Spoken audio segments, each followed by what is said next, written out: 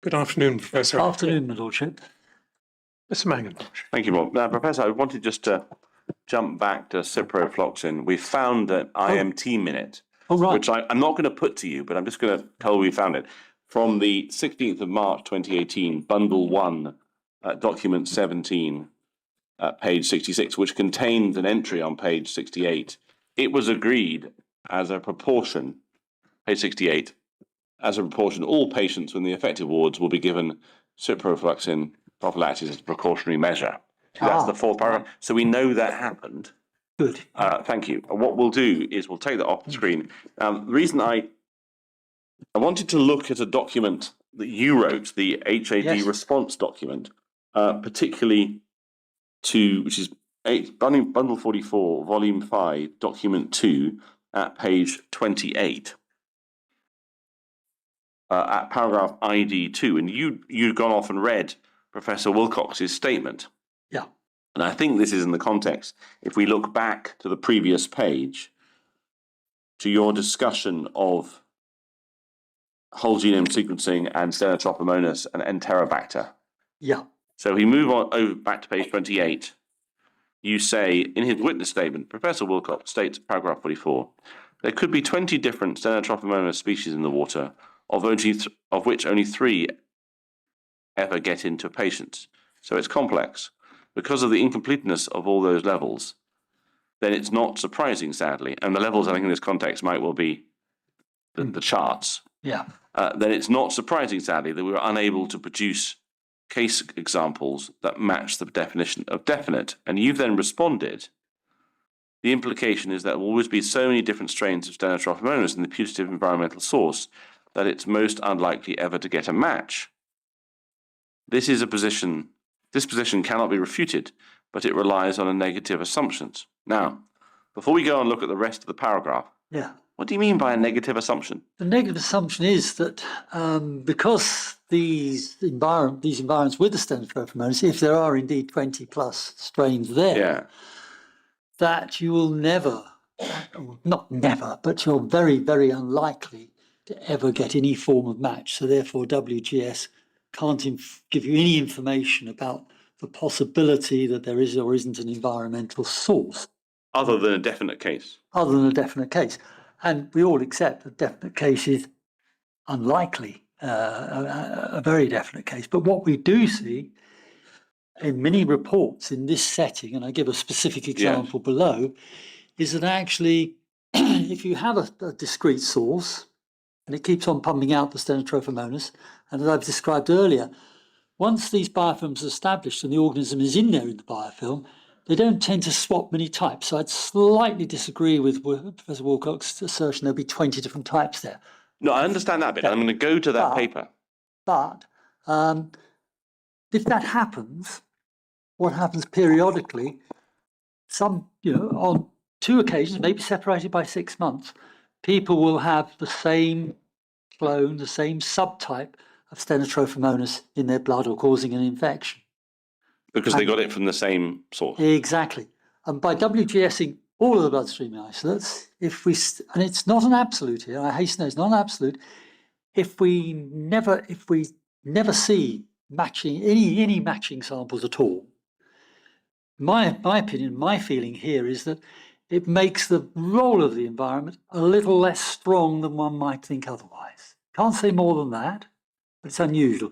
And as I say, I've given a number of examples where I'd like to go to some of the examples. But before that, we're lawyers, which is our strength and our weakness. Indeed. And so when we see a sentence like, this position cannot be refuted but relies on negative assumption, we immediately think of the concept of burden of proof. Absolutely. Yes. Not so much the weight of it, which I don't want to ask you about that, but the direction it lies in. Mm-hmm. And so if it's true that that statement by Professor Wilcox relies on an assumption that there are many different strains in the hospital, why is there any greater problem in accepting that as a possibility than accepting that there's likely to only be one strain in the hospital? Or in the source, rather. I'm a bit lost there. Could you sort of rephrase that slightly? In a sense, you're positing, as you just described, that you've got a water source experience suggests there will be one strain. I mean, it's not quite as simple as that, but one or two. One or two. And if I understand Professor Wilcox correctly, he is positing that in this hospital, there might be 20 different strains. You seem to feel that his proposition relies on a negative assumption. Well, And therefore it's got some issue with burden of proof, or am I putting words in your perhaps mouth? I'm using perhaps my use of negative assumption is perhaps not totally correct, certainly not probably correct in a legal sense. Yeah. It's this assumption that you've got so many there, you can never really chase one down. Well, I know from my knowledge of the biology of the organism and studied and published on Stenotrophomonas, something Professor Wilcox hasn't done, that actually you see relatively narrow numbers of subtypes in these environmental sites. Right, and so these are the papers you want us to look at? Yes. Well, why don't we look at Guillaume? Could I just check with you? When you use the word environmental site, you mean? In the hospital. Yes, but drain, tap, that sort of thing. One drain, one tap, one. Yes. Well, yeah. That sounds quite a discrete location. Yes. I mean, it's just to understand the word, the phrases you're using. Some of the detailed studies have shown that you may get the same strain coming up in maybe 4 or 5 sinks in a. Okay. And in one extreme case, which is the Najadi case, the whole of a big hematology oncology unit actually wound up with one dominant clone of Stenotrophomonas beginning to emerge and take over and be present in a number of showers. In fact, it's the shower drain that was the problem. So, yeah, I see elements of what, as I say, it can't be refuted. And I accept what Professor Wilcox is saying there. I'm just saying that you can't just totally dismiss the WGS data that shows that none of them are the same as each other. Well, let's look at Guillaume. So it's in Bundle 44, Volume 2. Yes. Document 38 at page 617. It's published in the Journal of Hospital Infection.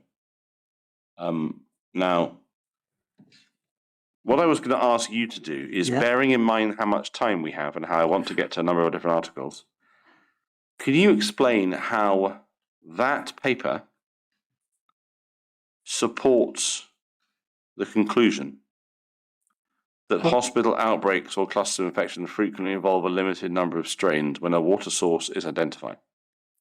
Well, it doesn't always. In this particular case, it did. Right. And it's not a universal truth at all. Right. And I think if we perhaps roll on a bit, there's... Will we perhaps look at the investigations at source on page 618? Yes. Moving on, investigation source. We could zoom in the top half of the page, please. There is some... I haven't read this paper recently, very recently. There is some typing data. So under results... Here we are. It's on the top of page 619. Probably, 2. Yes. Okay. So this shows the instance of these outbreak strains being occurred, okay? Now they also, from memory, they also found a number of a few other strains as well, both causing infection and in the environment. Right. But as you see here, this single strain keeps on popping up in patients. This is the one that's FR04 that's in blue. Yes, that's right. Which then encouraged them to go and look even more carefully at the environment. I think they had a preliminary look, and to discover, despite sampling lots of places, they found one water cooler which had a very heavy biofilm growth of Stenotrophomonas in it that was leading to... And the other important thing is, for this case, it was a water cooler, so the water wasn't processed in any other way. There was no filtration, and therefore the route of transmission immediately becomes apparent. Patients drinking it, becoming colonized, and also I think sometimes the water from memory was used in 1 or 2 semi-clinical settings as well. So if we just stay with... You explained, and I'm not proposing to challenge this, that the conclusion in this paper is that what happened in this location is that FR04 became the dominant strain, and the source that was affecting the patients was this water cooler. Yeah. Now, I appreciate that's an example, Yes. but how does that help us trying to understand this particular scenario we're dealing with, Yes. where it's not just one water cooler? No. It's well, I mean, debatable how big it is, but it's bigger than that. Yeah. So how does so are you saying that it's not quite true to say, well, it's the frequently, I think, is the problem. Go back to page 28 of bundle 44, volume 5. Yeah.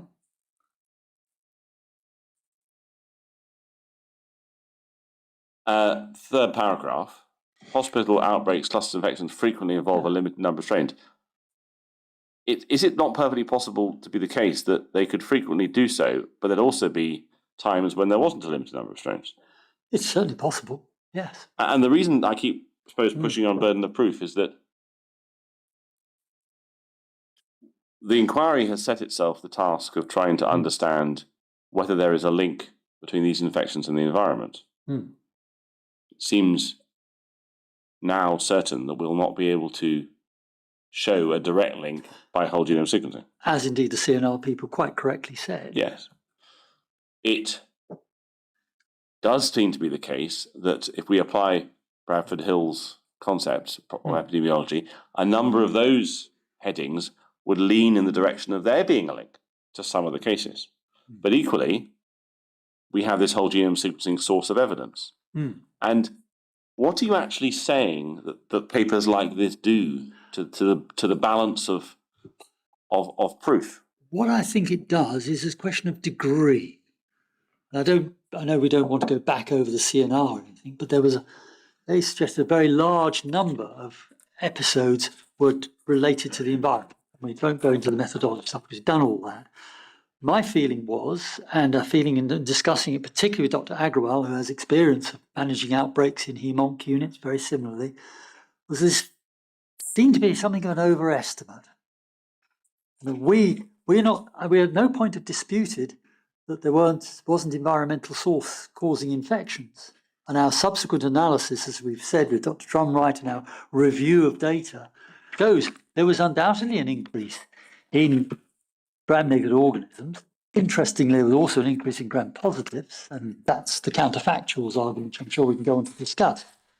But we put, at least in discussion, we thought, well, this is only an opinion, and it's only a guesstimate, if you like, that perhaps somewhere nearer 20% rather than 31% would be a more reasonable figure to put in. But I'm nervous about this very high figure, particularly as I don't know how this was arrived at, because I don't know the methodology. Well, I think you know the methodology, you don't know the data. No, the data, if you like. Yeah. Or no, it's the way in which that data was interpreted. So, for better or worse, it's their evidence. They carried out 118 standalone root cause analysis. It's a slight exaggeration. I'm sure Professor Stevens will correct me tomorrow. But we can't see the Tableau timeline. We can't see the medical records. We can't see their conclusions. Now, it's also a methodology that, as far as I can understand, has never ever been used before. I understand all that. And I do have misgivings about how easy it is from retrospective examination of clinical notes to say, okay, this person got it from the environment. And they don't say that, do they? No, they say also, the impression I get is the longer the patient was on the ward, the greater the exposure to the environment. Well, yes, that's true, but they seem to perhaps have used that as a surrogate, a way of assessing what the risk was and therefore defining your cases. And I just feel very uncomfortable with that. I wondered if there is actually as much a difference, much of a gap between you and the whole genome sequencing, because I had some notes of questions that I might run out of time to ask you around your clustering methodology, but within them was this.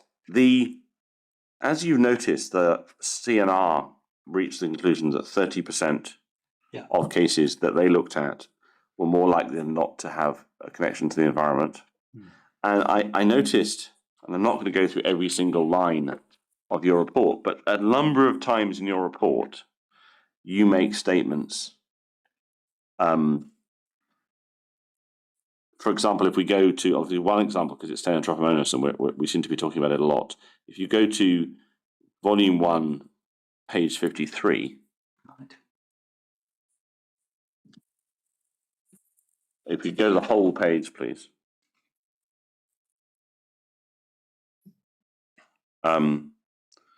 You have a statement that not all clusters of Stenotrophomonas maltophilia infections and immunocompromised patients are necessarily spread from an environmental source.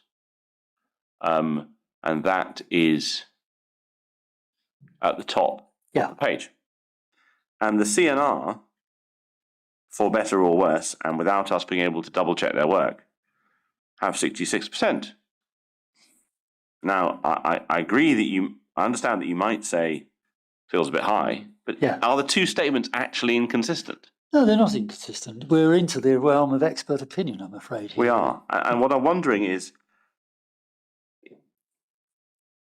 would you accept this as a sort of shorthand that as we go through chapter 5 of your report, but also less extent chapter 4, you often will refer to a number of articles, papers, around a particular microorganism and say quite clearly, well, frankly, you don't generally find, or it's not always the case, or the majority of the time it isn't an environmental source. And then you'll move on to the next one.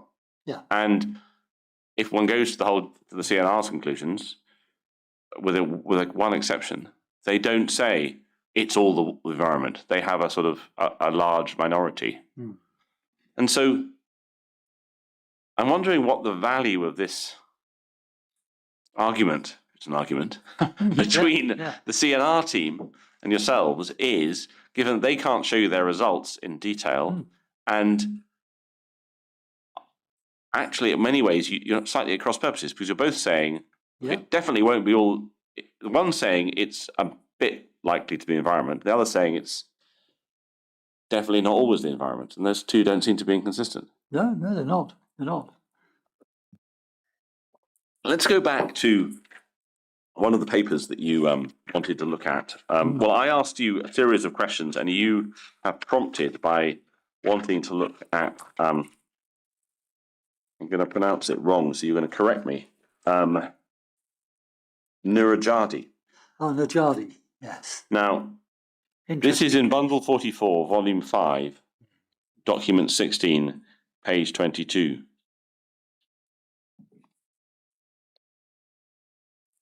Volume 5.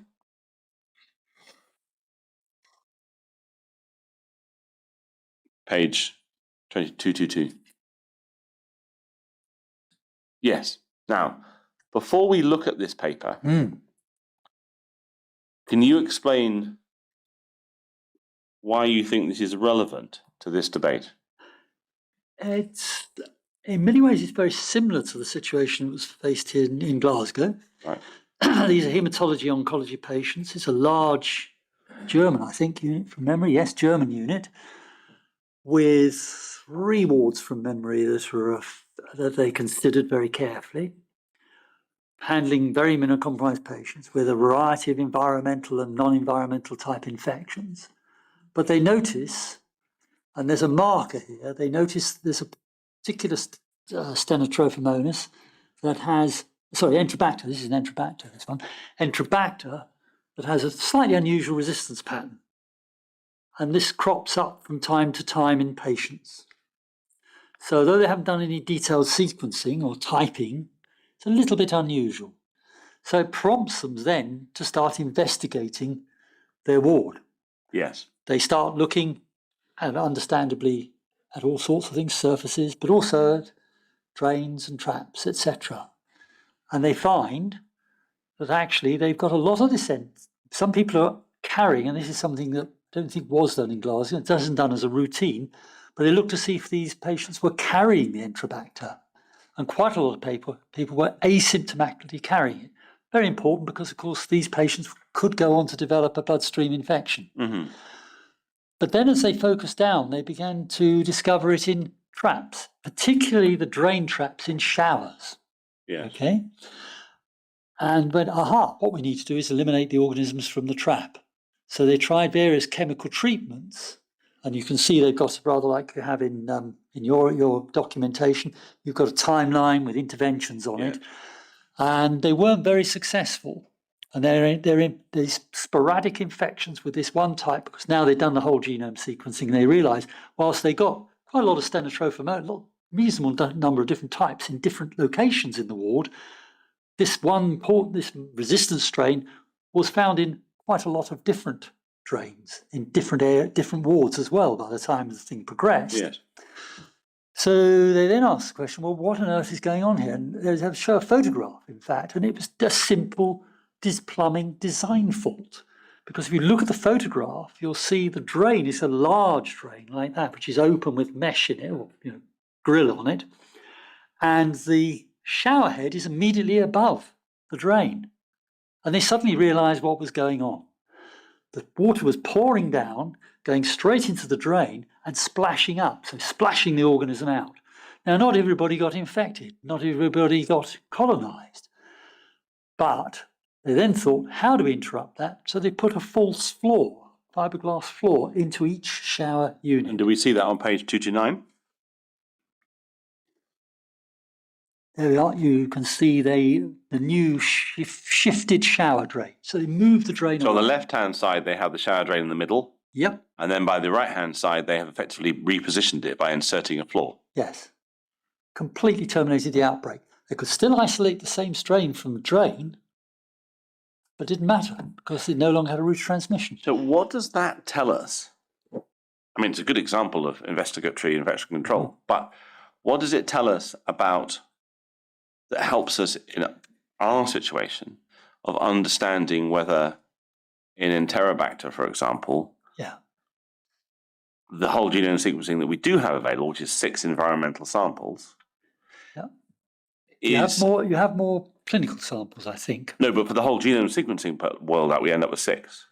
From environment, I thought WGS was carried out. Well, what we'll do is we'll double check the numbers in a moment. But okay, yeah. Just to ask the question, how does this paper help us understand the Enterobacter samples that we do have, in this case, and their value to the analysis exercise? How does this paper help? Well, I think the way it helps, perhaps, is to be slightly more circumspect in ascribing all of the, not all, but a very large proportion of the Enterobacter, in the case of Stenotrophomonas, 66% of infections to the environment. We've never denied that there is environmental transmission going on. It's a question of the degree and the occurrence of it, which is why we went back to look at rates of bacteremia to try and understand. And we identified, and in fact we did identify in HAD that there was a peak. There was also a peak in gram-positives, and it was a subsequent analysis and modelling which enhanced and refined that increase. Okay.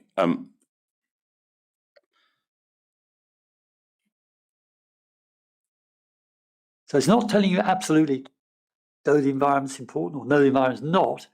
What I think it's helping us understand is that we might have expected to see a signal in all the WGS typing where there were some isolates which were indistinguishable, and we saw none. Well, let's go and look. Other than obviously the Cupervidus and the, Let's go and look at, we'll come back to this paper, but let's go to bundle 8, document 45, page 230, which is Professor Evans's analysis of Enterobacter. And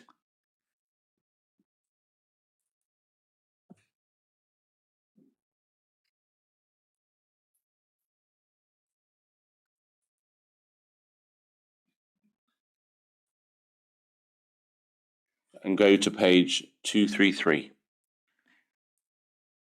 right.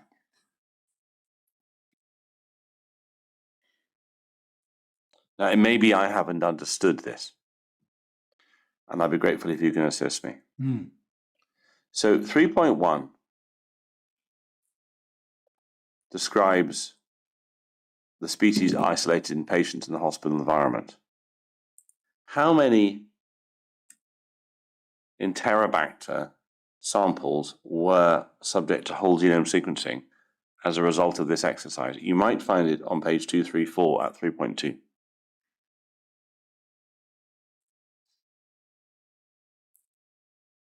Yes, that's the environment. The environment wasn't looked at in any detail at all, and very difficult to assume anything for the environment.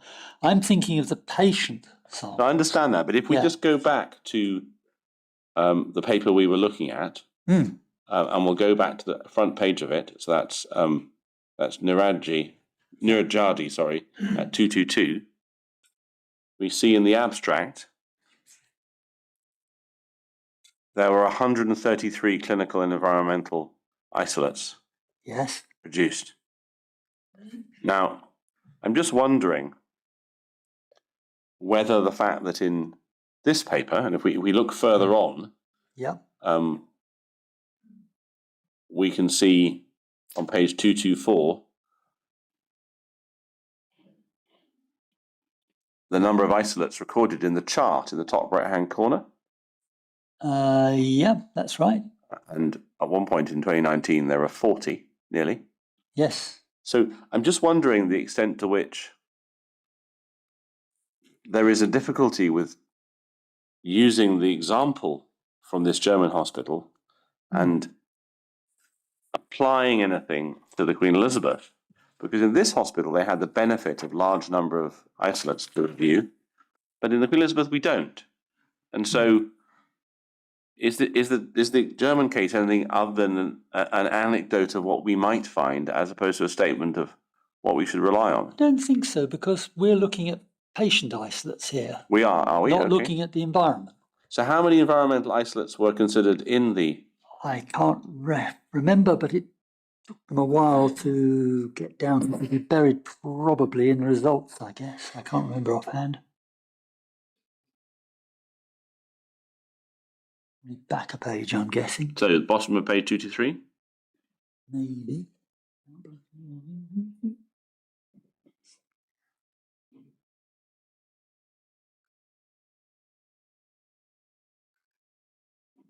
So they identified they were getting this clone appearing. They had a lack of epidemiological overlap, despite the close relationship. Which then problems really start to look in great detail at sinks and plumbing systems. And they found quite extensive contamination at that point, which had been signalled by the finding of the same type cropping up in these bloodstream infections. Well, perhaps you could find it in top page 226 in figure 3. Oh, right, here we go.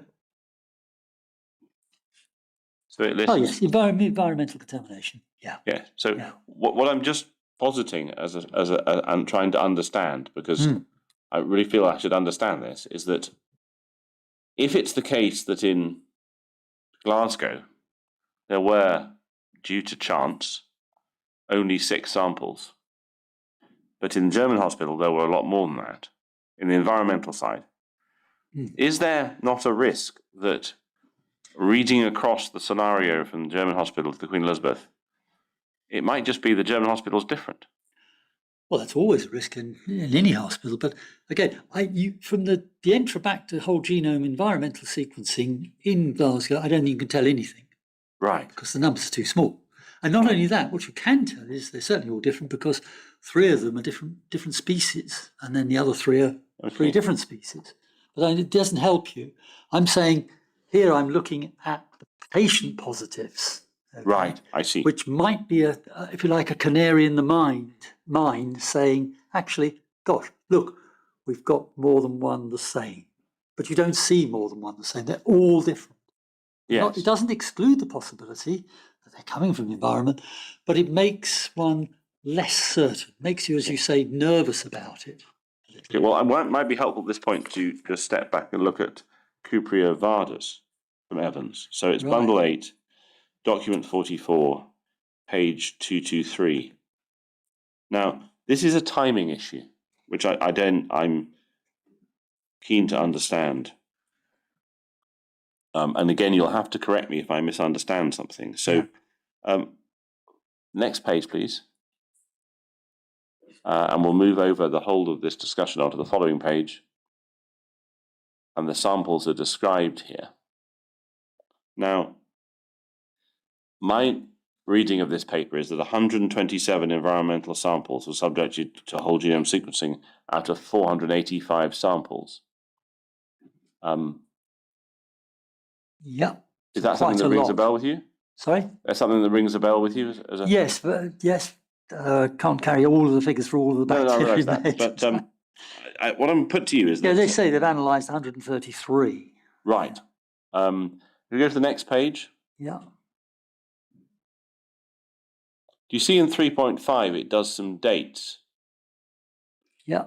And what I'm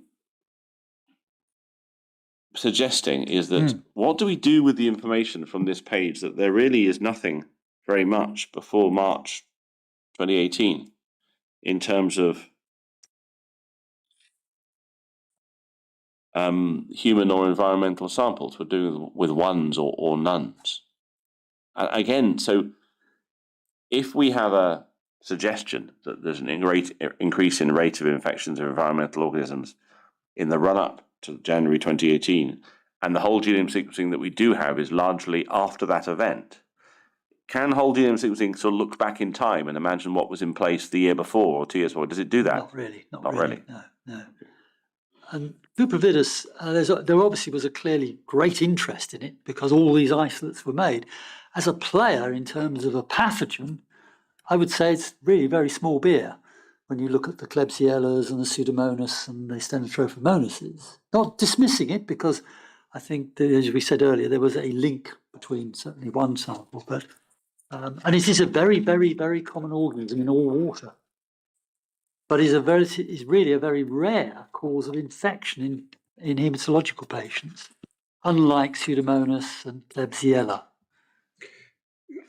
Sorry, you said a rare source of infection among, and then I just...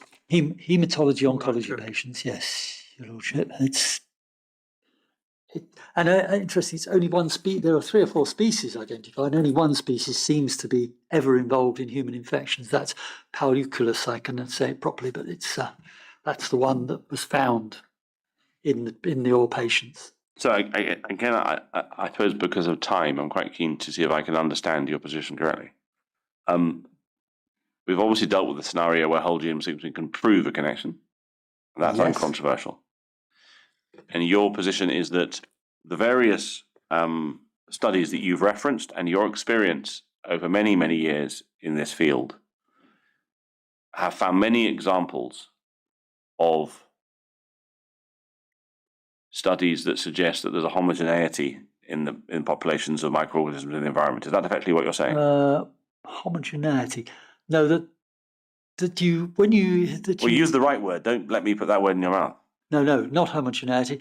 What these studies show that where you have got an environmental source or maybe one of the other sources, the environmental sources, you often see the same strain or a subtype appear across time. And would you accept that some of those studies on which you're relying are inevitably for smaller scenarios? Oh, yes. Would you accept that? Yeah, and sometimes different patient groups as well, to a degree.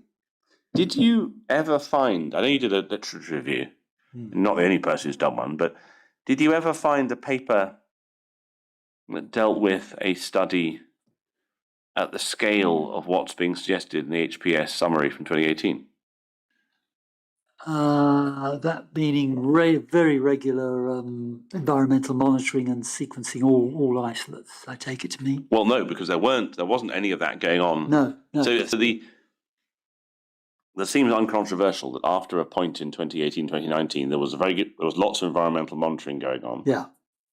We've had a witness last week who's very keen to point out it's the highest levels of environmental sampling anywhere in the UK. And that doesn't seem uncontroversial. No. But that's afterwards. Yes.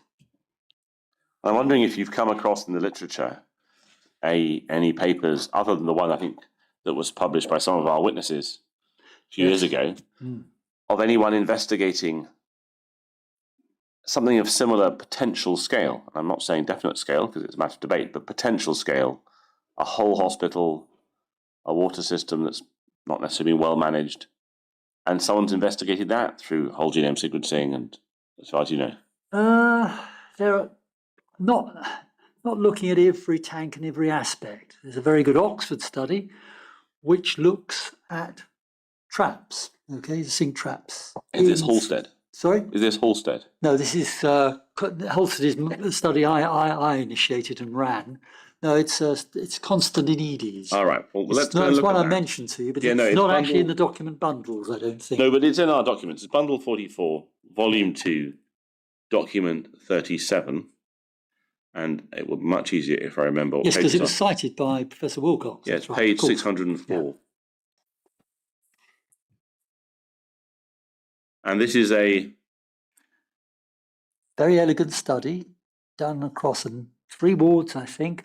Okay, they sampled on a rolling basis every 3 weeks all of the traps in these 3 wards, I think a 3-month period. The whole genome sequenced interestingly, they found a lot of E. coli there, but didn't seem to be associated with much in the way of infections, and Klebsiella. They also did something called metagenomics, which is where you take the trap sample, you ask the question, not what can we grow from bacteria, but what is the nature of all the DNA in that sample?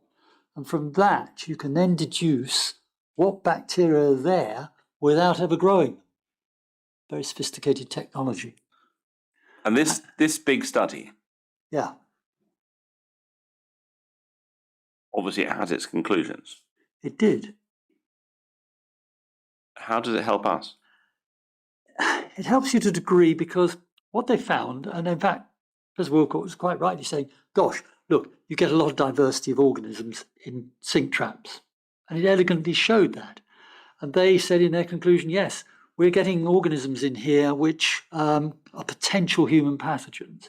Interestingly, they also whole genome sequenced all of the infected, all of the clinical isolates in parallel. So it's, if you like, the perfect study in many ways. And ask the question, well, okay, we've got all these Klebsiella and E. coli in the environment. They must be the ones, particularly the Klebsiellas, that are turning up in our patients. And the disappointing answer was no, actually. So does the paper reach any conclusion about It where reaches the conclusion that just because you find, and I'm slightly sort of, not distorting, I'm sort of slightly interpreting their inclusion, just because you find a lot of potential pathogens in the environment doesn't necessarily mean they're going to be the source. And there's a need for even bigger studies and more detailed study and an understanding. And they actually allude, I think I'm right in saying you need to understand the routes of transmission, portals of entry. And I think that's very pertinent to your inquiry because, yes, you've got these environmental sources. What went on, what we were talking about, I think Dr. Drumright very termed counterfactuals. And these are important. It's not just the source, the patient, it's actually how they get there and what circumstances. And they're dynamic, they're changing all the time. What I'm proposing to do is to move on from whole genome sequencing Right. to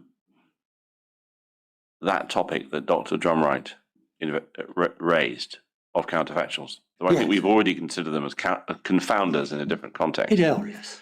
And what I propose to do is to take you to the HAD response document, volume 5, 44, volume 5, page 50. And briefly look at this and then look at the next chart on the next page. I'm staying in the pediatric PSIs, Professor. Sure. Because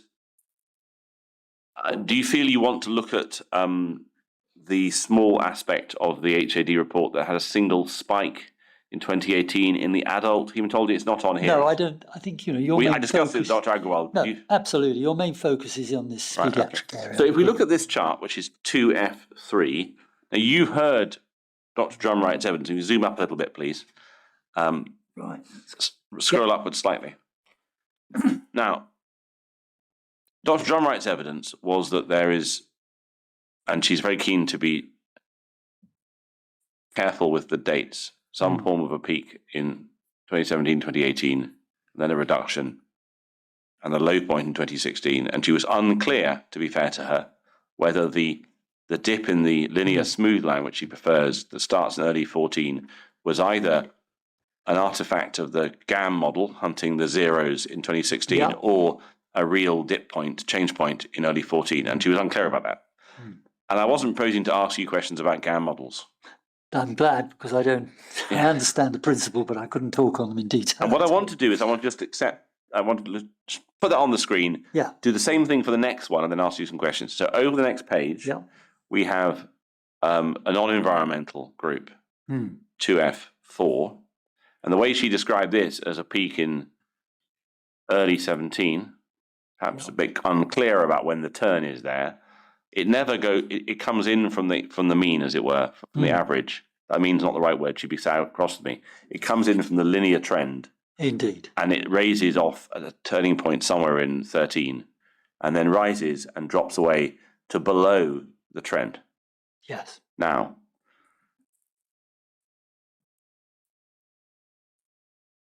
we'll look at this one first.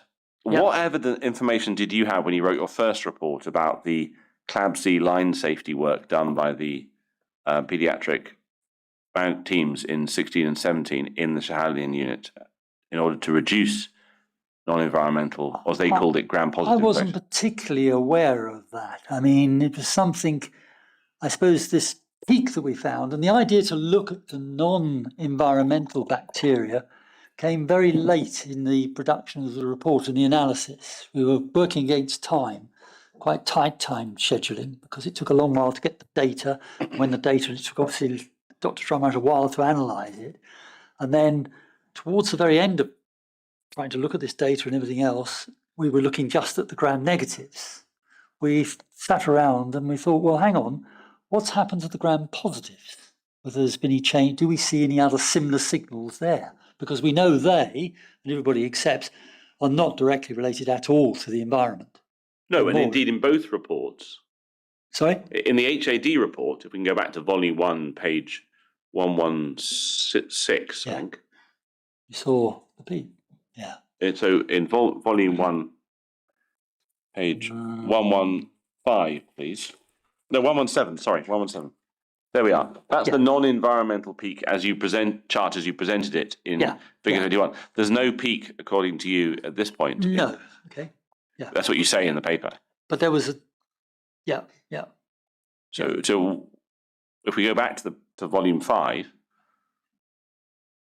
now you see a peak. Indeed, this has come out as used for the further analysis. To what extent would you say that peak that you see in the non-environmental BSI in 2F4 is consistent with what you've now learned about the concerns and then efforts made by the hospital team to address CLABSI issues? Well, we've discussed it amongst ourselves, but also I've looked and thought about it. I think it's it is a very plausible potential cause for that rise. So you do or you do not? I do. Yes, yeah. We're all of one mind, the three of us in that, because we discussed it at some length. In terms of timing, did you have the opportunity to look at the reports done by Miss Rogers and Dr. Kennedy into the CLABSI work in September 2019, which showed their charts over a period of time? I didn't look at the charts. I know Dr. Drumright read that report and looked at it. Well, if you haven't looked at it, I won't. I haven't looked at it myself directly. Okay. I was relying on her interpretation and distillation of. Let's go back to the environmental ones on the previous page. Now, so page 50, please.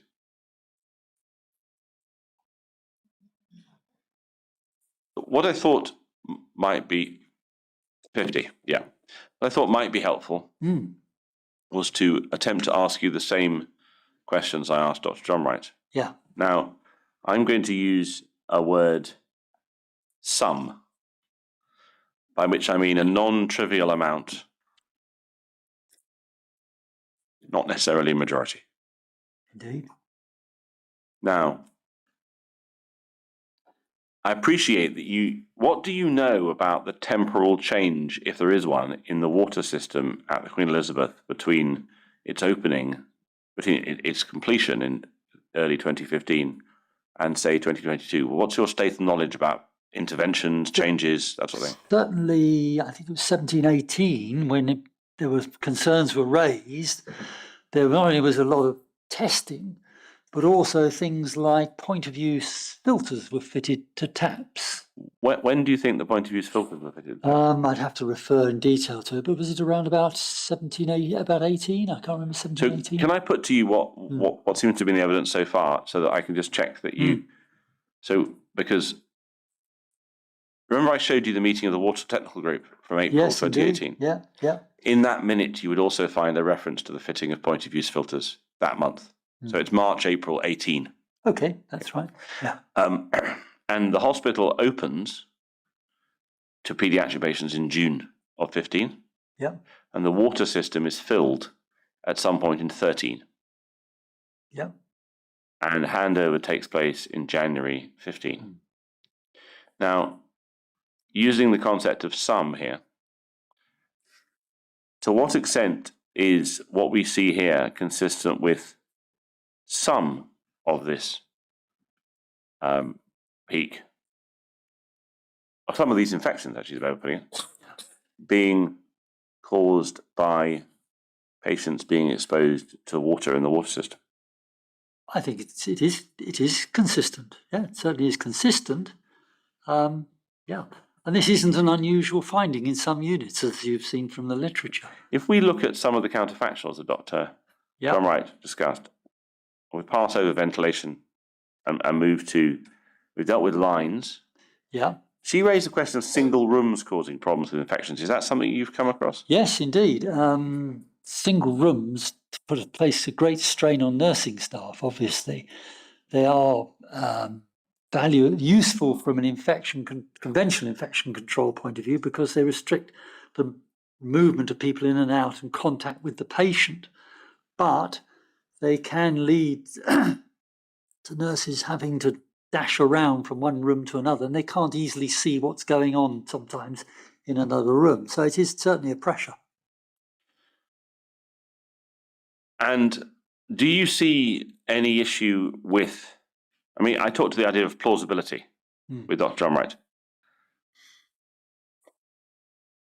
To what extent would you agree or disagree with her idea that, which I developed, I think, over her evidence? Initially, she categorized line safety, single rooms, and nursing numbers as separate counterfactuals. But I got the impression, to some extent, she see them eventually becoming really one counterfactual. And I wonder where you might stand on that sort of debate. Well, certainly nursing pressure and nursing time is important for patient care and care of lines. Care of lines is a very important aspect.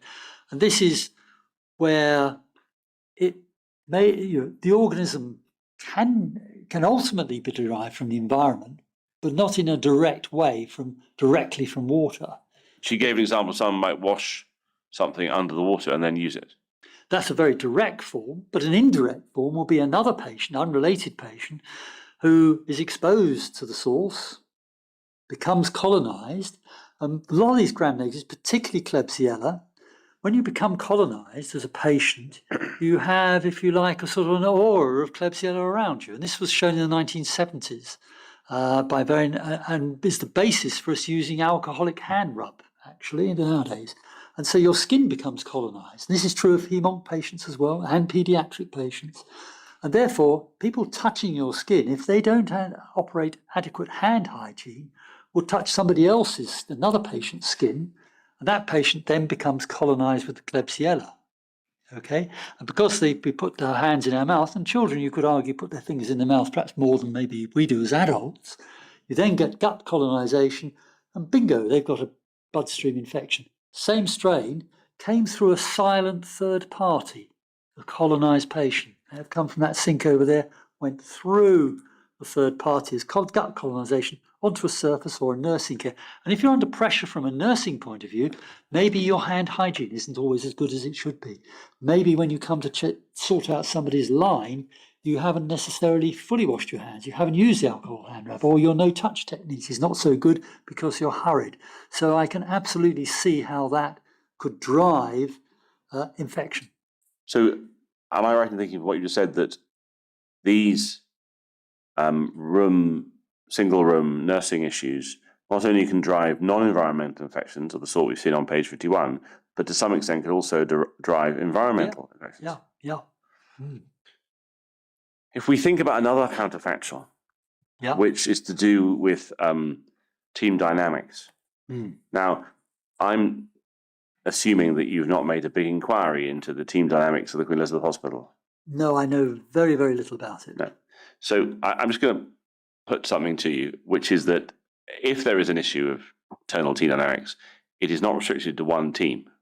Right. There have been evidence that we have to decide the value of it, of problems in the infection control team, in states management, relations between those teams and other teams, microbiology, higher management. Yeah. I want to come back to the idea of a normal level of infections here. If we look at this chart and we look below the blue line, is that the sort of, for this hospital or hospitals, because there's two here, the normal? Or am I getting my problems mixed up? I think maybe we're trying to simplify it a little too. Right. What the blue line does demonstrate is a line of continuous, relatively slow improvement. Right. And that's generally what we often see in this setting.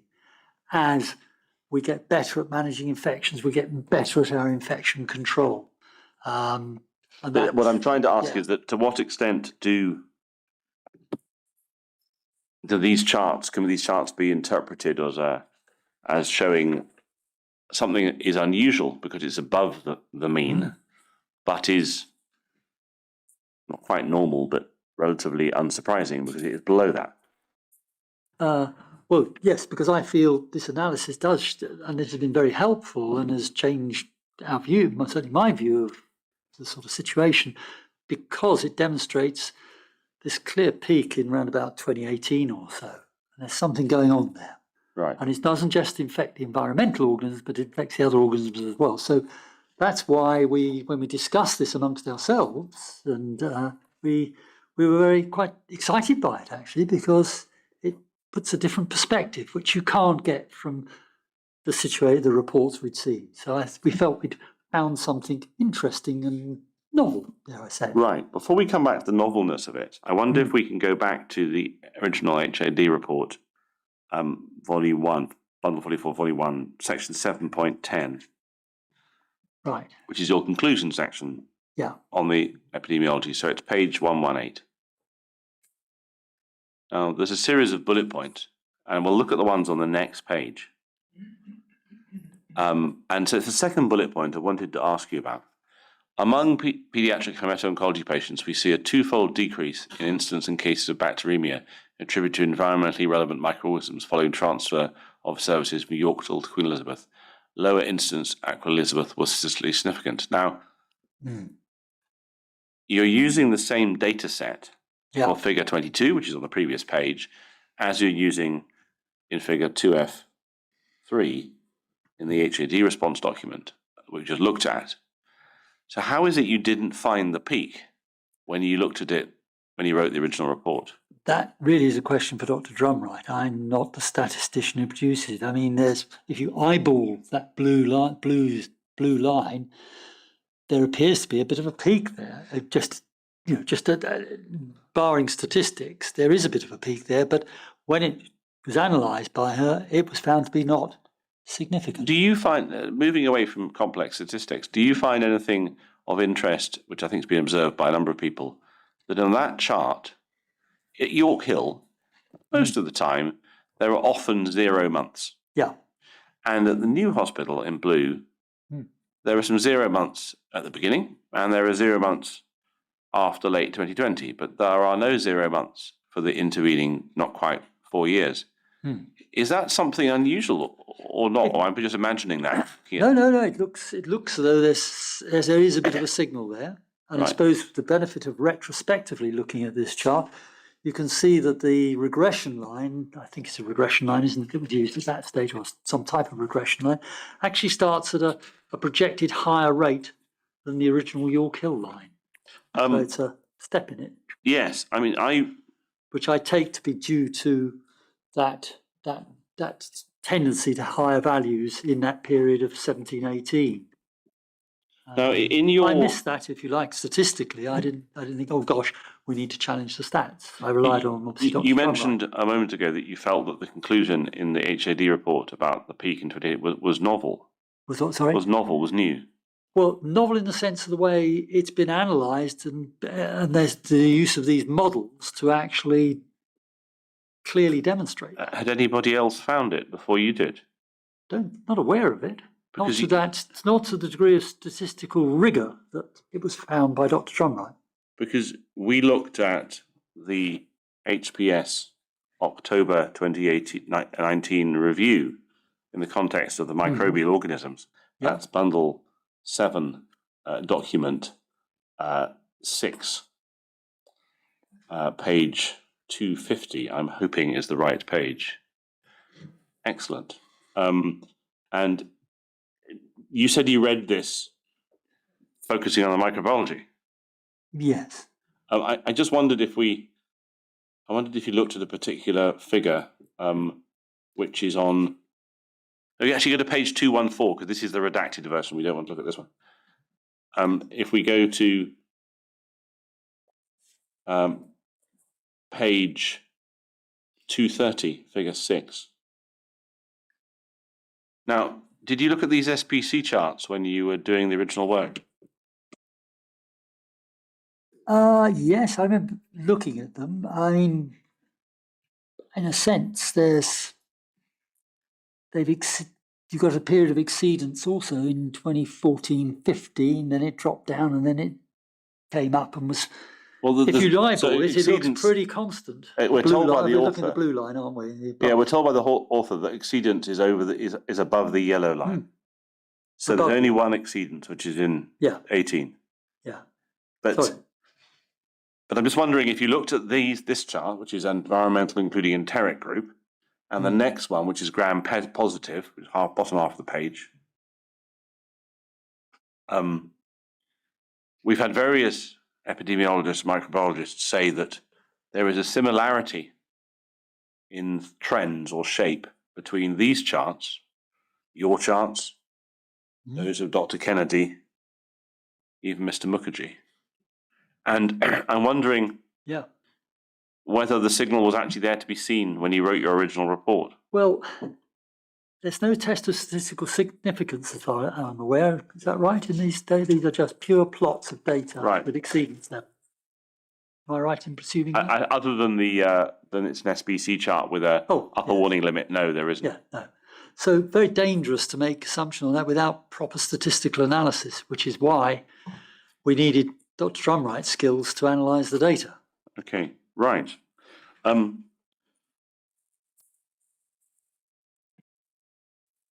think what I might do, Lord, is I might do a little bit of clustering and then ask to take my 10-minute break a little earlier. But I've slightly cut a few corners. And the way Professor works here is that I ask the questions, but this room full of lawyers who are out of shot from the point of view of the YouTube video, they propose questions, amongst other things. And I'm proposing to take you through a couple of chapters of evidence, but stop a little bit earlier than we normally do. Right. In case there's anything that's significant that I've missed, because I felt we've covered what we need to cover, but others may have different views. Indeed. So what I want to do is turn to the HAD report, section 7.2.2, which is page 67 of bundle 44, volume 1.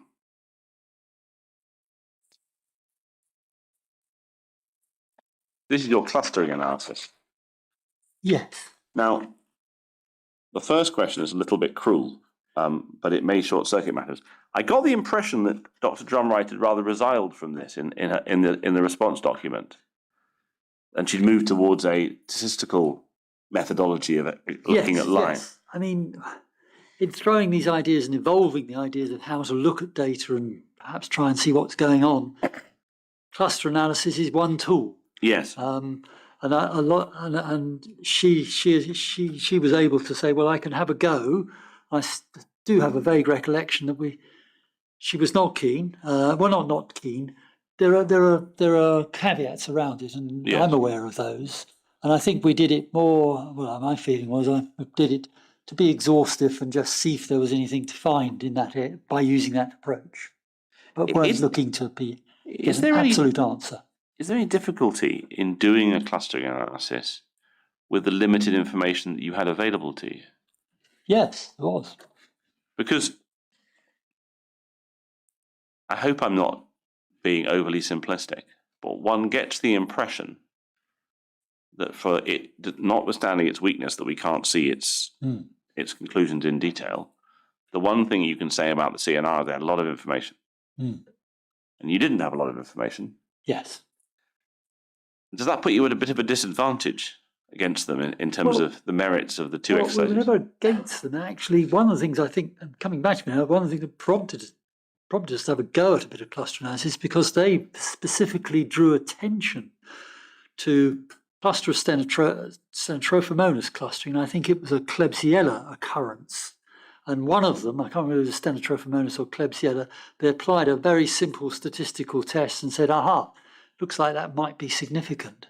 So in a sense, that drove us forward to just at least explore that. Right, because what I'm wondering here is that your clustering and thresholds here, which are time and space driven,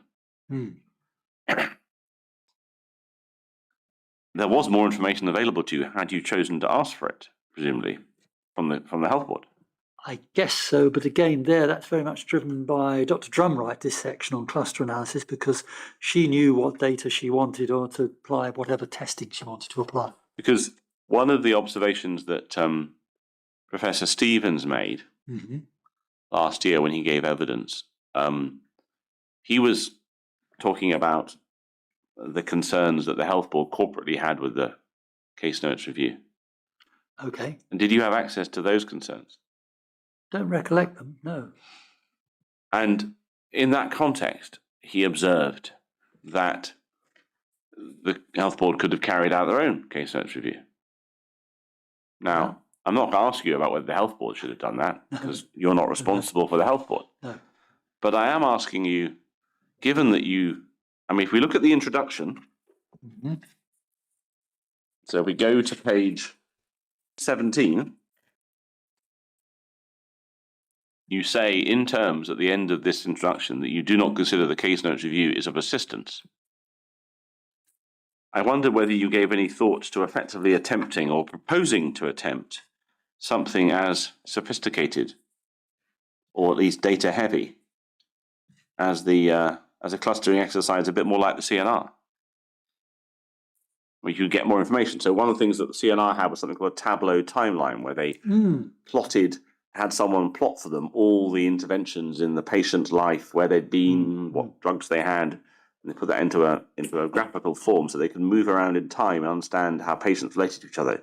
We've not seen it, but it sounds terribly complex. It does. And I would say, does it reflect the real risks, in a sense, of the exposure to a particular shower or exposure to this or that? And when you don't actually know which ones are likely to be the contributing source. Well, I understand that. And so I wonder what your reason is for not attempting something more like that than what you did in the clustering exercise by getting more information. I think we were a little constrained by the time and resource available, really.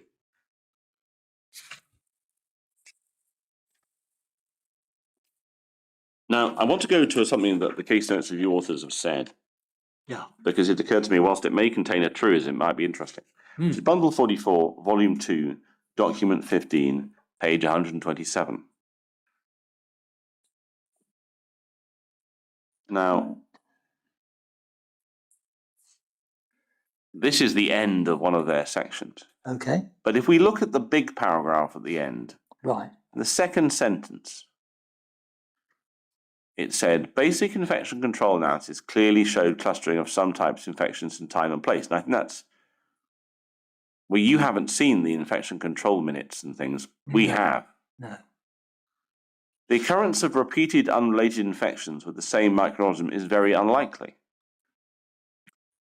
This is in the context of cluster analysis. What is the chance that clusters occurring in time of children managed in the same wards, all developed BSIs cooled by bacteria of the same species that had no common sources? It is implausible that on repeated occasions, patients who developed a BSI were the source of BSI on the patients. It's more likely that there were common sources of bacteria involved, either colonized and then infected, or directly infected the children. Now, I suspect that somewhere down that paragraph, you stop agreeing with them. But I'm quite intrigued to see which bits of it you're willing to, or even the whole paragraph. Where do you fall out with them? It's quite interesting to see what the points are. In a sense, I suppose one of the caveats is they talk about the same organism. Yes. And I want to go back into WGS because we know all about that. But in the case of Enterobacter cloacae, because of the type of identification system, they said, oh, we've got a cluster of Enterobacter cloacae here. No, because you could subdivide that into 4 or 5 different species. So it then becomes implausible that that's a cluster of the same organism. Unless there's a drain with all the species in it. Well, yes, but that again, I think it's possible, but it becomes. But why? Okay, so you've got all the Enterobacters come out this week, shall we say? Yes. And then you're then to suggest that in 2 or 3 weeks' time, when there were an exceedance of Stenotrophomonas, they've all come out from the drains. I don't know. It becomes a bit of a stretch in my mind. What about the idea that?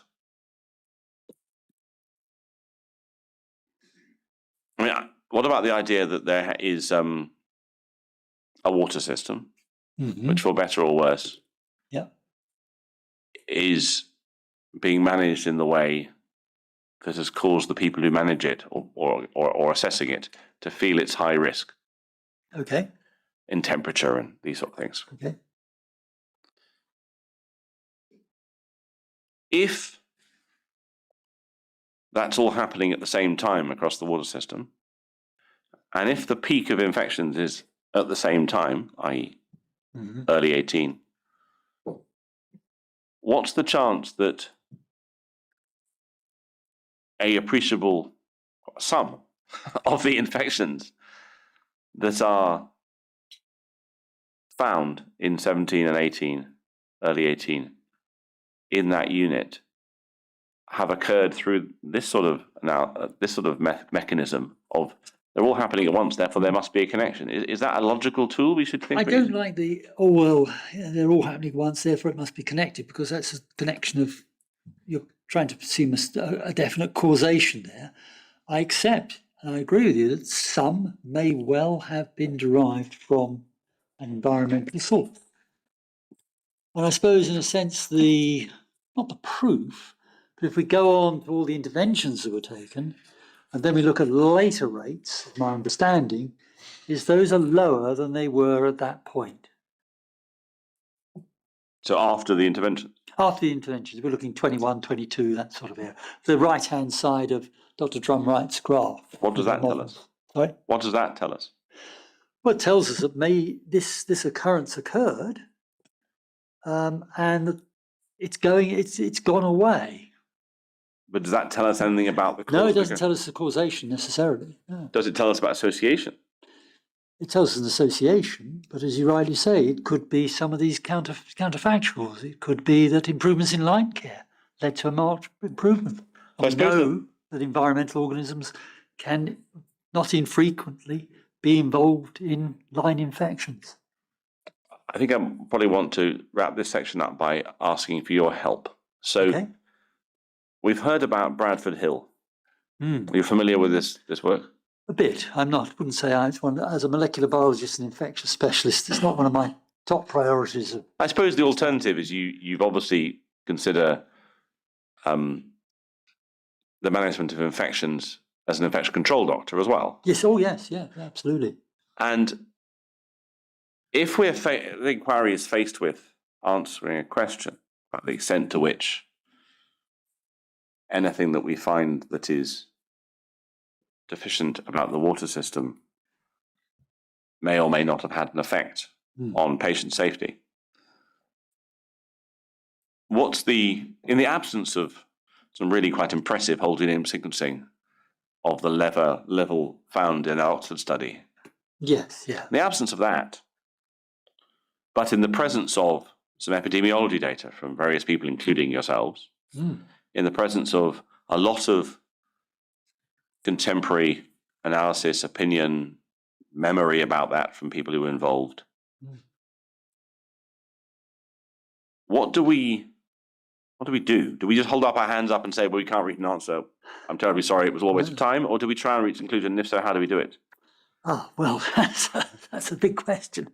I don't know. I suppose you have to take a view on all of the evidence you've seen. Unfortunately, it's not a strong legal case of proof and it's not clear. And it comes back to, I would imagine, trying to consider what is the most probable, plausible and reasonable explanation for what was observed. And could there be more than one explanation? Yes, I think there almost certainly is more than one explanation. That would be my personal view. In much the same way as Dr. Drumright was exploring with line infections, teams, nursing shortages, maybe, this, that and the other. Yeah. Now, I want to look at a couple of sources of material that I'm relatively certain that you haven't seen, but I need to make sure you haven't seen. Right. Can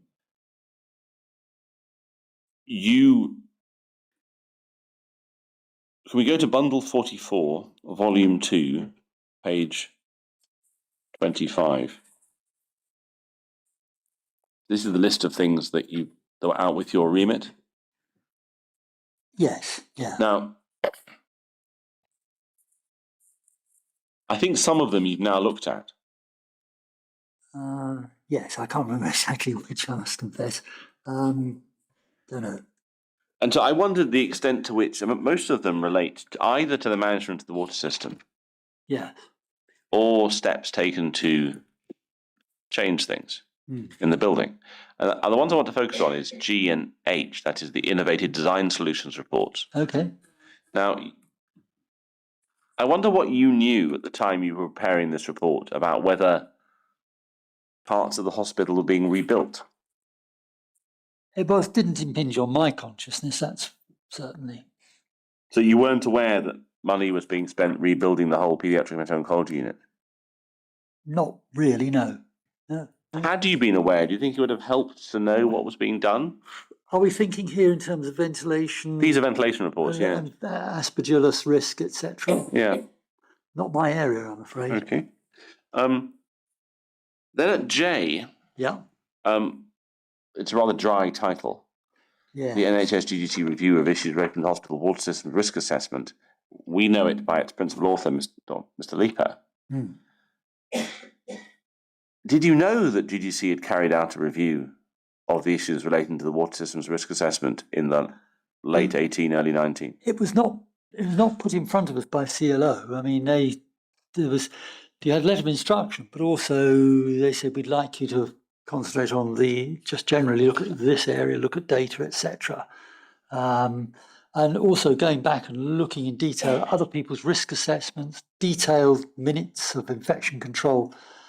I felt uncomfortable trying to do a retrospective critique analysis of how an outbreak had been handled, because I would need to know a lot more. I'd have to visit the site, I'd have to look at all of the physical structure and look at the risks that are involved, the patient loads, and that just didn't fit into the time frame we had, really. Now, hold that thought, because I was actually going to show you one more document on this list before I was expecting you to say something like that, which is K, which is the HFS Water Management Technical Review from March 19. Now, you haven't read that either. No. Now, there is a difficult question which I would welcome your help with, which is, to what extent can an expert witness be criticised for not looking at material they are not supplied with?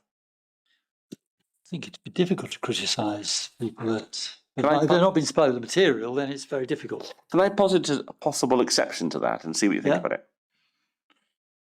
If the witness is an experienced professional in a field, as I think in your field you clearly are, would it not be reasonable to think, well, I would know that there are documents of certain sorts out there. So you work in the UK in the field of environmental microorganisms, you know that water systems are subject to management plans. You know that you must have known that there'd been somewhat of a public scandal about this hospital, and so there'd been other investigations. So is it cruel or unfortunate to suggest that you should have looked for more information because you probably ought to have known about it? Well, no, we've got to go back to the thesis we adopted. We didn't want to be prejudiced by that. Right. So therefore, we wanted to look at it in our own way, looking at particularly at infection data, etc., not go out and look in detail at why somebody did this or this temperature was too high there.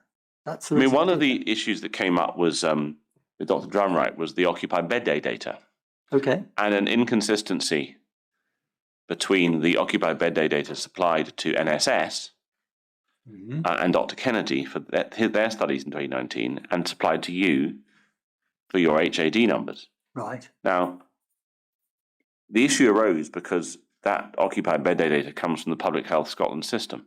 Right. Well, the stuff supplied to NSS and Dr. Kennedy does. And it may be that the data supplied to you also does, but it's just cut in a different way.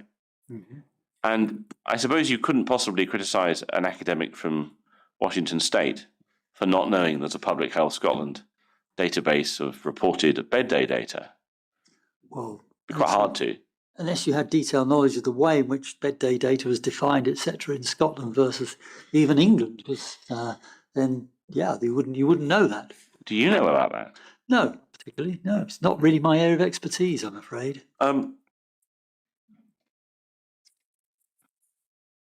So it's been suggested that I should ask these questions. Oh, right.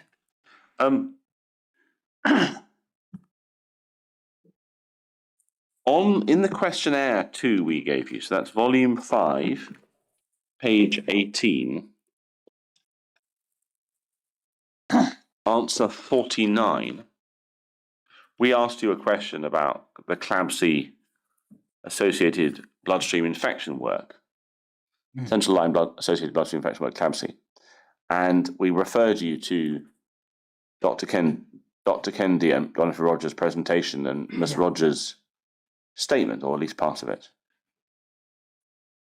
And you responded, it was not our remit to review all the reports from the inquiry.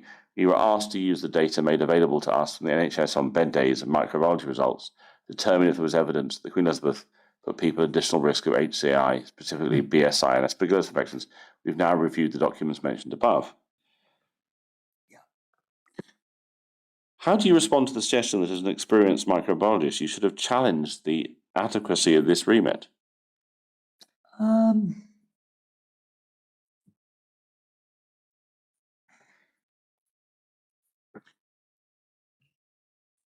don't know. I don't think I should have. We should have necessarily, and I in particular should have necessarily. Because it's been suggested that is it scientifically robust to compare infection data between hospitals without context of the nature of the hospital, the patient groups, the water system, etc.? Well, how I'd say to those people, well, what is the context that's going to alter the data so greatly, other than the obvious ones that we have? It's a different location, we know that, and the patient mix is very similar. So there's been evidence that some witnesses to the view that the York Hill building for the children was a rather old building and therefore could be expected to have a higher rate of, a greater problematic water system than the new building. That's an interesting point, and I've reflected on that. And if you look at the Halstead paper, which you mentioned, which was a large study, which Dr. Beryl Oppenheim at QE and myself got a grant from the Department of Health to look, at Pseudomonas intact in highly vulnerable populations of patients. And in this case, these are those that are requiring intensive care or burns treatment. Why do we get that on the page? Bundle 44. Halstead, FD Halstead. So that's not Halstead. That's Halstead. Yeah. It is.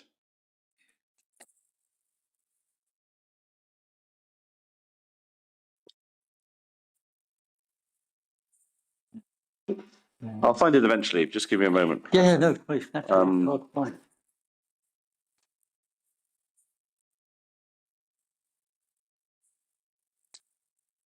Bundle 44, volume 2, document 77, page 1217. Let's see. No, I've done something wrong there. That 44, right. volume 2. Give me a moment just to find it myself.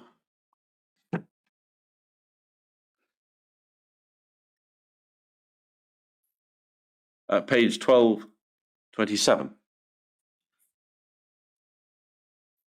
Now, sorry, I was asking you about is it scientifically appropriate to compare two hospitals without having the context, and you were referring to Hulse. Yes, the reason being these 4 large UK hospitals. One of them was a very new building, and the others, one was a medium-age building, the other one was another sort of moderate age, and the other one was really a very old hospital, rather similar to York Hill. The hospital had the lowest rate of occurrence of Pseudomonas in their water systems in the intensive care units, was the oldest hospital. The newer hospital had the highest rate. I appreciate that's what they found in this case. Does that follow in all cases? Not in all cases, but it means you can't take the general statement, oh, it's an old hospital, therefore it'll have a problem with its water system. That just doesn't follow. No, I think at the point where the witnesses have said it had more of a problem. But it had a spring bloom, according to one of our witnesses, Miss Harvey Woods. I'm not a water expert. By a spring bloom, do you mean the occurrence of algae in the potable water supply? I can't say any more than that. No, I think, but I would not generalise that just because it's an old hospital, it will have problems with its water supply. It's a lot more to do with, as we've been discussing, the way in which the distribution system is handled, maintained, the nature of it. And the hospital that had the very low rate had something called a copper-silver system to prevent the occurrence of Legionella. And in this publication, which I was the joint communicating author of, we speculated that maybe that was a way of perhaps that had an influence on this very low rate in this hospital. Would you need to know, for example, how the water system at York Hill was managed and how the York water system at the new Queen Elizabeth was managed, and whether one used secondary treatment or not, in order to make a fair comparison between the two in infection rate terms? Don't think so. Now, you feel that it's a helpful comparison? No, because that's all part of the general engineering environment. I can't consider that and make an opinion on it because it's outside my area of expertise.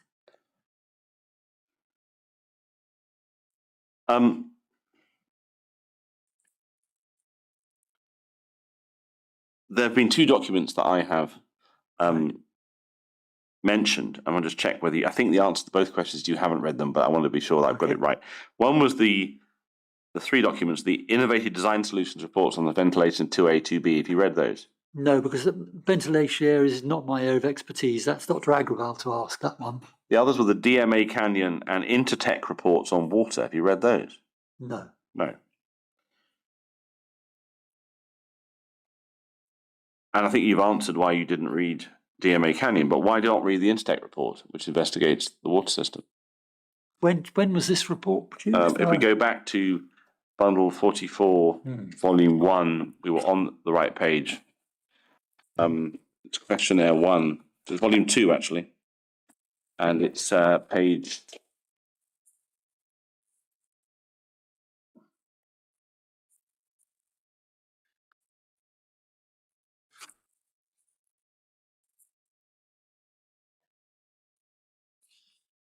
No, I didn't put it on the document list. I won't put it to you. I can't have read it then.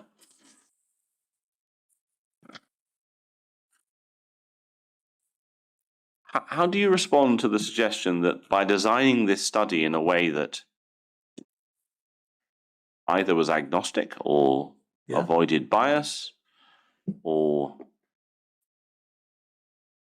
didn't look at the context, so it's those 3 ways of describing it, that actually the effect is that you're willfully ignoring contemporary data on the contemporary state of the environment in the hospital, but still giving an opinion?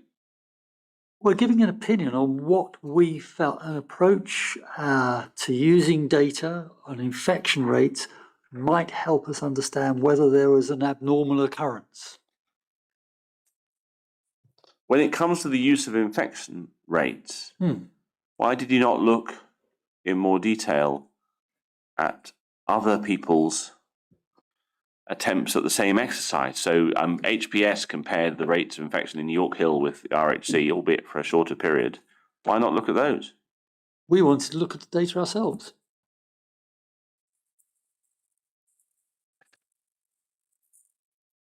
Well, this is a little bit early, but I think I've asked all the questions I need to ask.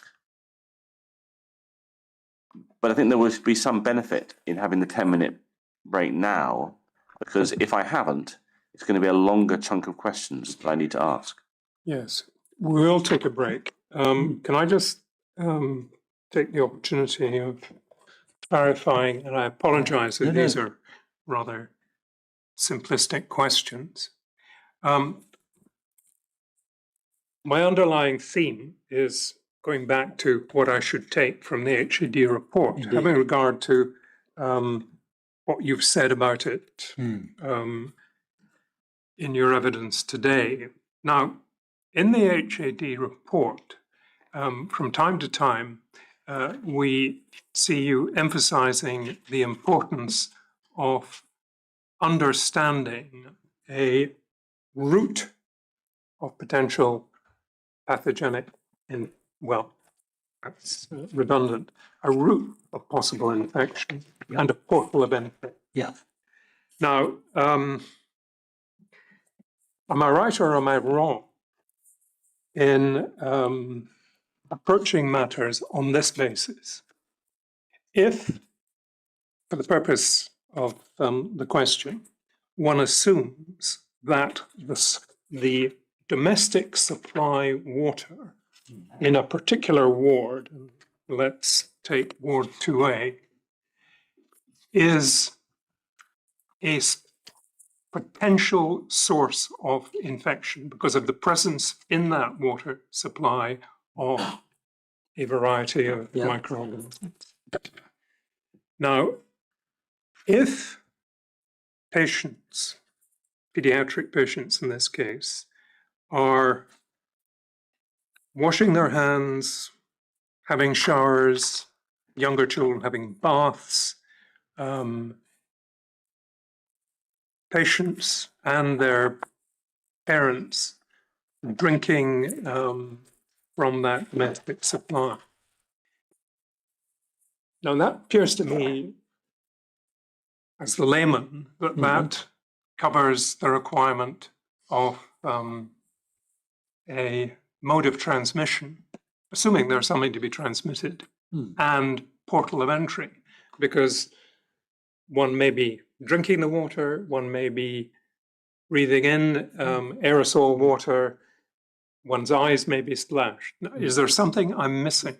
No, one thing is the number of organisms, I think you hinted at it, or Mr. McIntosh did, the number of organisms in any particular quantity of water is quite important. Okay. Does that go back to dose? It dose, exactly. So, if you're running a bar, it's the degree of contamination, the amount of organisms which are available and come off that biofilm if it's in a tap, and the degree of dilution in a bath, for argument's sake. And with regards to the port of entry, yes, you could drink it or eat it, but you'll also be exposed to just very similar organisms outside of the home environment. Very many people come in pre-colonized as well with those organisms.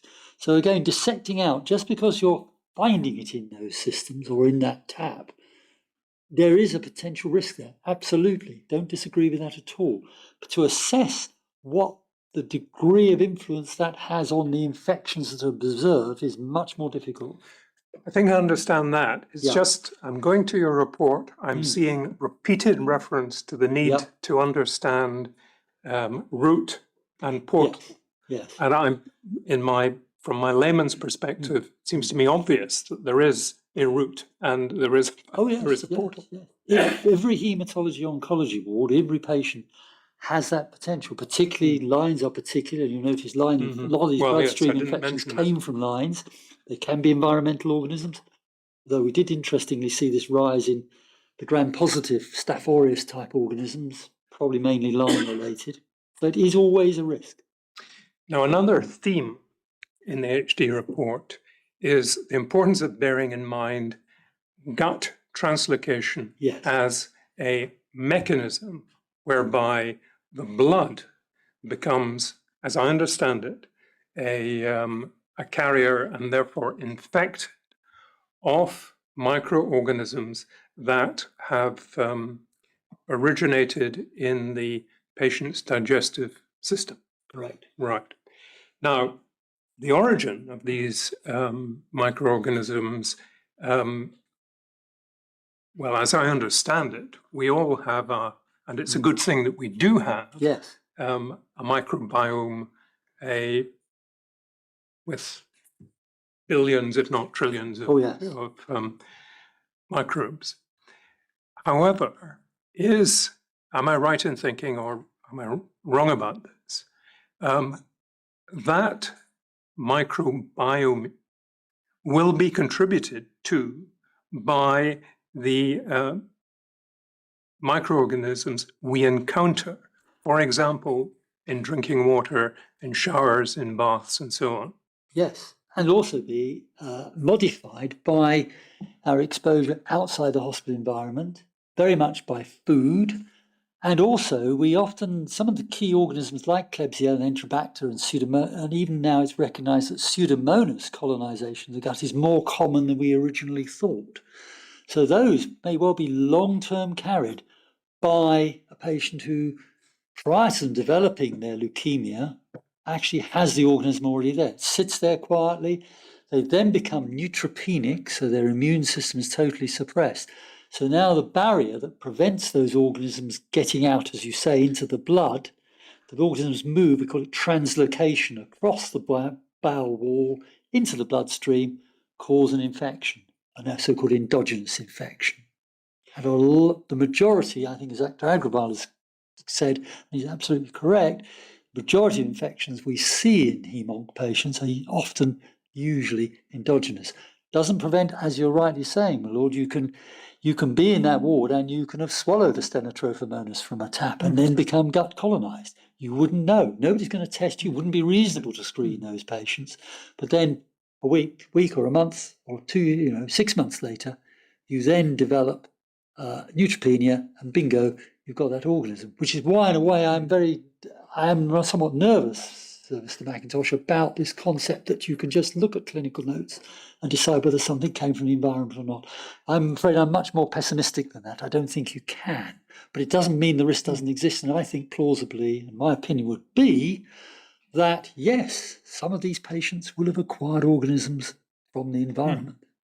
And it seems to at least slightly qualify the sharp conceptual distinction between the exogenous and the endogenous. Exactly.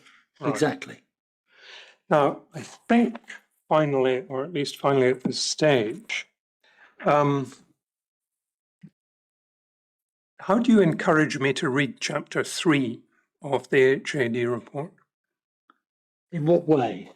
Well, I think in one of the responses you describe the sections as being vignettes dealing with. Oh, right, yes, of the different organisms. Dealing with. Yes. Now, what should I make of chapter 3? How should I use chapter 3? I would hope chapter 3 gives you an understanding. We've been banding these names around very glibly, Stenotrophomonas, Pseudomonas. Mm-hmm. My hope was our hope was with the little vignettes, is to give a feeling for what the normal niche, what its pathogenic potential of those different bacteria is, and sort of harm and trouble they can cause in these sorts of patients or in these sorts of settings potentially. It's not an absolute guide to say this is a villain and that is an innocent bacterium, as you're only too well aware. It's very much a grey spectrum, and in different settings, bacteria behave very differently. Yes, but I've read the chapter and will reread it, right. But I'm not sure why I'm doing that. I mean, and the reason I say that is possibly twofold. One point is that I don't see any line of argument, any I'm not don't appear to be being led to any particular conclusion. The other point is that having started with a discussion about a species, the text goes in another direction, for example, to stress the value of whole genome sequencing. Yes, I mean, I think there is a debate we had a little earlier on this afternoon about what is same. Very easy sometimes for people, and some of the reports are around saying, we've seen a cluster of the same bacteria. And what I think we wanted to do there was to say, well, hang on, what do you mean by same? What level are you going to go down to? And what level are you looking at? Are you be presenting when someone says it's Enterobacter cloacae? Are they all one? All 26 of them, for argument's sake, are all E. cloacae. Therefore, if we see 3 of them in a month, it's exciting. But actually, if you look a bit more closely, maybe one's a Hermantii, one's an Ashburnii, and one's something else. Now, your point, Mr. McIntosh, is that, okay, they could have all come from the environment. Yes. But again, I would say, in terms of the examples I've given, it leads you a little bit against saying these all must have come from the environment. So there's no maybe some of them haven't.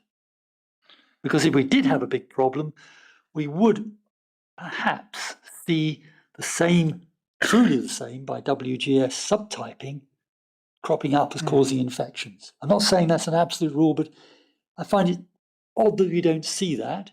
And I don't think it does rule out the role of the environment, but perhaps the environment isn't the only role. Right. Well, you give me the opportunity to realise I've missed something out. Wonder if we can go to section 7.1 of the HAD report. That's bundle 44, volume 1, document 1, page 62. Now, this is a short section of just over 2 pages discussing are the water testing results consistent with there being widespread contamination. Now,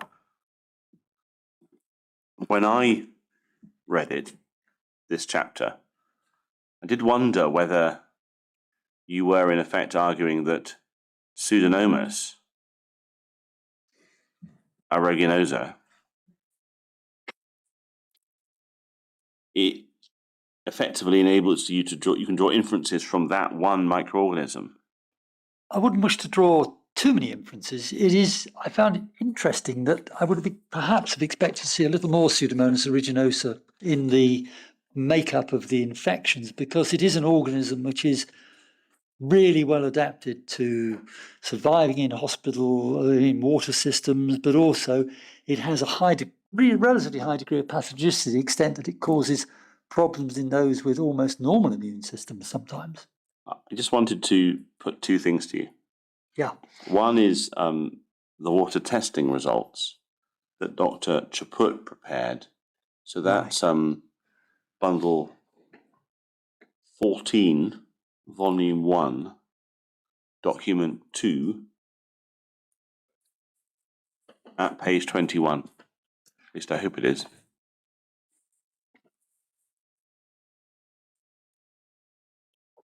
No, it's not at all. We can take that off the screen.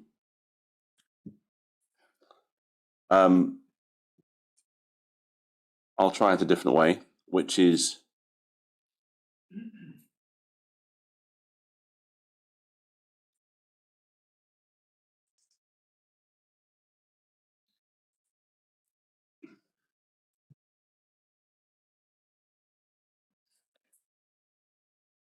bundle 18, volume 1. Yes, that's a relief. Can we go back to page 21, please? Now, this records the number of water samples and tests carried out in table 2. I think you looked at this report. Yes, yeah. And we noticed that in Pseudomonas, for the first 3 years of the hospital's operation, it's worth saying that the hospital is handed over to the health board in January. It's almost a complete year in 2015. There are less than 400 tests done a year. It then rises up just shy of 550, and then there's a big step up to the current regime. And I just wondered, does the number of water testing results being carried out in 15, 16, 17 at around perhaps 30 a month in a building this big rather reduce the ability to use Pseudomonas as a way of finding out what's going on? My question, I don't think we're necessarily terribly clear about it. But the key is where those tests were done, because it only makes sense, in a sense, with Pseudomonas, and this is why there's been English and Scottish, as I think I said at the moment, it's an experimental system to look at certain key areas for Pseudomonas. So we're looking at operating theatres, we're looking we can see that on page ITUs. 28. It's on 28. It tells us where they were Figure taken. 4. That's good.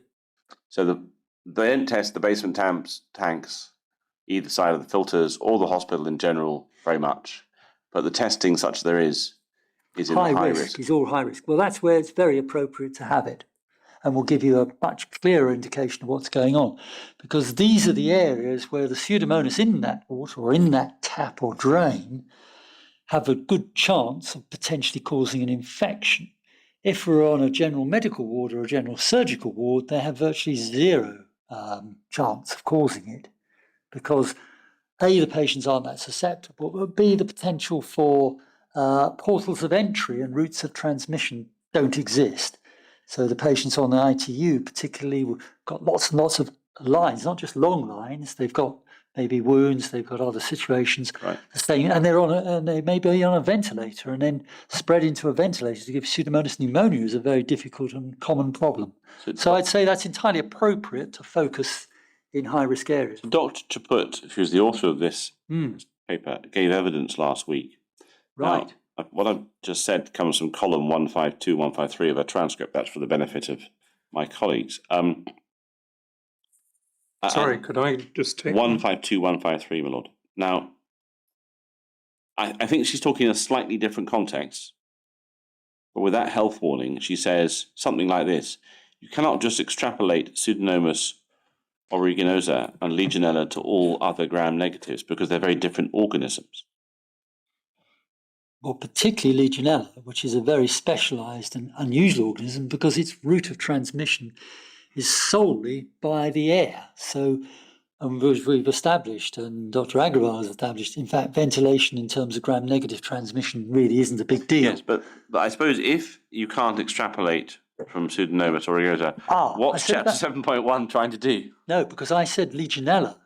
If I talk about Pseudomonas, then that is much more similar to Stenotrophomonas. In fact, taxonomically, in chapter 3, so you think you can extrapolate? You'll see they're very, very similar organisms. So your view is you can extrapolate? You can do a degree of extrapolation. And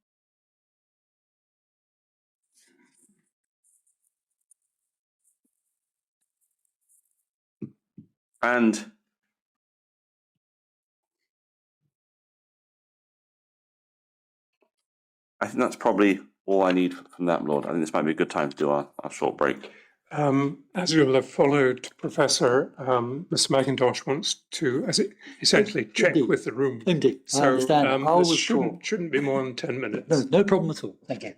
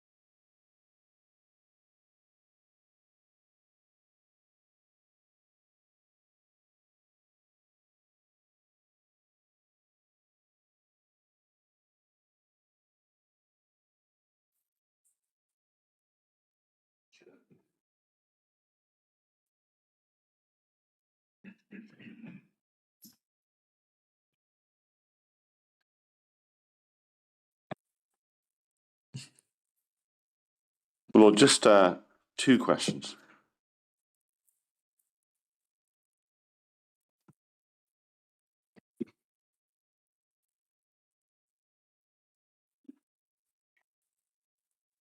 I'm told perhaps 2 questions, Oh, Professor. yeah, your prerogative. Professor, so these relate to the use of antibiotics as a prophylactic. From the perspective of the patient, can there be long-term consequences that arise from long-term prescription of antibiotics as a prophylactic, perhaps to the patient's microbiome? Yes, is the answer that? Yes. Particularly some types of drugs, ciprofloxacin is guilty in a sense of damaging your flora quite substantially. And this is where medical opinion is pretty much split. There are protagonists for ciprofloxacin prophylaxis, and undoubtedly there is an argument that it reduces the number of infections. I'm of the camp of Dr. Agrawal's view as a hematologist oncologist, in that if you use it all the time, the infections you do encounter, A, you may not recognize them very easily because they're masked by the low level of antibiotic. And B, when you do encounter them, there's a greater chance they're going to be either resistant to ciprofloxacin or other multi-resistant, or it's like some environmental bacteria, like Acinetobacter, which we haven't talked about, is intrinsically resistant usually to cipro, so that you'll then be confronted with a much more difficult to treat infection. And does this apply to, well, in general, hematology, oncology patients and pediatric ones in particular? I wouldn't say it applies to pediatric patients in particular. It applies to both of those patients, and it applies to other patients taking long-term antimicrobial drugs. I'm just going to check one thing before that arises from that before we finish. I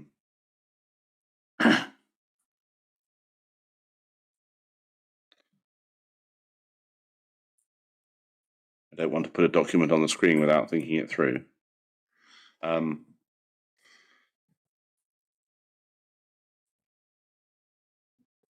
When you say the long-term prescribing of ciprofloxacin,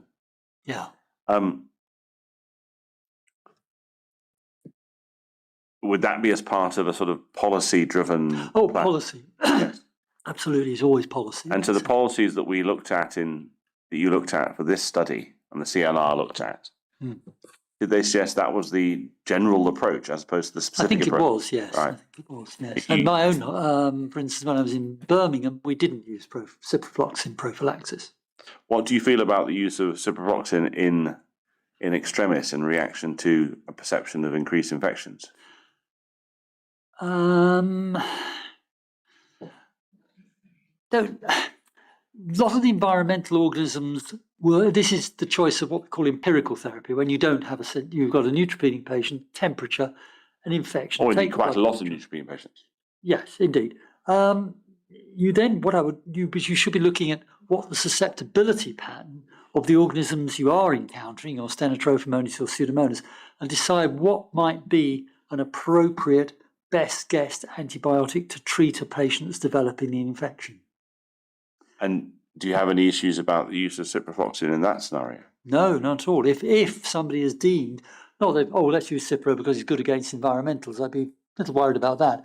Let's look at what's causing the infections, what's the susceptibility of those. Let's tailor our empirical therapy or our second level empirical therapy to target those organisms. And I have been in a situation with one outbreak where in fact, it was a Pseudomonas outbreak on an intensive care unit. This particular, and it was actually an environmental source, very bizarre, one tap which had the wrong water temperature on it. This is 1988, long before we started thinking of these things. And we had repeated bloodstream infections. The source was this one tap. All the other taps all had Pseudomonas. This had Pseudomonas in one strain in that one. And it was being transmitted because nurses, against anybody's knowledge, and I spotted them doing it one Easter Friday, were taking a little bit of the water and putting it in the pressure monitoring device to get a better signal. And in that water was Pseudomonas in close proximity to their arterial line. And they were then getting Citro. So coming round to this particular strain was resistant to piperacillin tazobactam. So we then instituted an empirical policy of giving Cipro. Thank you. I've got no further questions now. Nothing further occurs to me. Professor, that is the end of your evidence. Thank you. And therefore you're free to go. But before you do that, can I say thank you for your attendance today, the evidence today, but also the work that has gone behind that evidence, including your engagement subsequent to the provision of the HAD report. So thank you very much indeed, Professor. Thank you. Thank I you. wish you good luck with your inquiry as well. Thank you. Thank you.